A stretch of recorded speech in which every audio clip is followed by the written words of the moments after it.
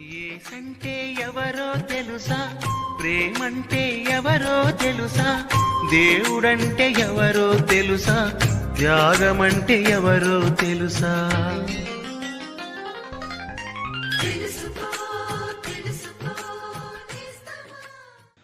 ప్రభువైన యేసుక్రీస్తు అతి శ్రేష్టమైన నామంలో మీకందరికీ వందనములు.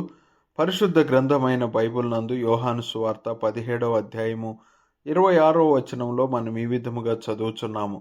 నీవు నా యందు ఉంచిన ప్రేమ వారి యందును ఉండునట్లును, నేను వారి యందు ఉండునట్లును వారికి నీ నామమును తెలియజేసితిని, ఇంకను తెలియజేసేదనని చెప్పాను.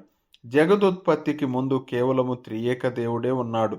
తండ్రి అయిన దేవుని సంపూర్ణ ప్రేమ కేవలము కుమారుడైన దేవునిపై మాత్రమే చూపబడినది. దేవుడు లోకమును ఎప్పుడైతే సృష్టించాడో అప్పుడు నరుని తన స్వంత రూపంలో పోలికలో చేశాడు.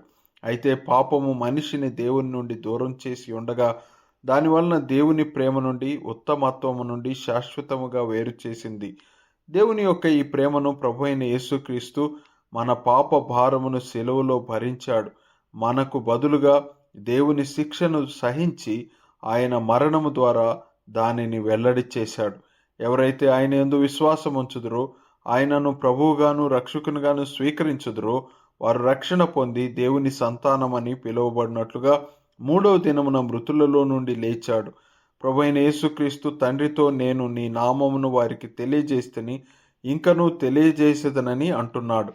నీవు నా యందు ఉంచిన ప్రేమ వారి యందు ఉండునట్లును, అనగా తండ్రి అయిన దేవుడు కుమారుని యందు ఎట్టి ప్రేమనైతే ఉంచాడో అట్టి అనుభవము రక్షించబడిన ప్రతి వ్యక్తి కలిగి ఉండాలని అర్థము. మీరు కూడా దేవుని యొక్క ఈ అక్షయ ప్రేమను పొంద నిష్టపడరా?